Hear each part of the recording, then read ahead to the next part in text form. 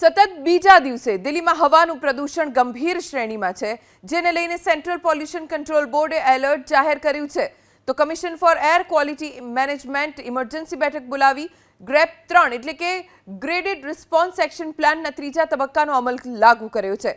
ગંભીર પ્રદૂષણને ધ્યાનમાં રાખી દિલ્હીમાં ધોરણ 5 સુધીના બાળકોને શાળામાં બોલાવવામાં નહીં આવે, તેમને ઓનલાઈન માધ્યમથી ભણાવવામાં આવશે.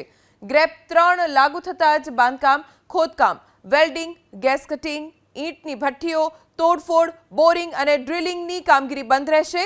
એટલું જ નહીં, BS3 પેટ્રોલ, BS4 ડીઝલના વાહનો પર દિલ્હી સહિત ગુરુગ્રામ, ફરીદાબાદ, ગાઝિયાબાદ અને ગૌતમ બુદ્ધ નગરમાં પ્રતિબંધ રહેશે.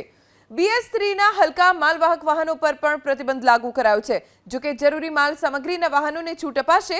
તો આ તરફ સતત બીજા દિવસે અનેક વિસ્તારોમાં એર ક્વોલિટી ઇન્ડેક્સ 400 ને પાર થયો, જેમાં આનંદ વિહાર વિસ્તારમાં AQI 441 નોંધાયો.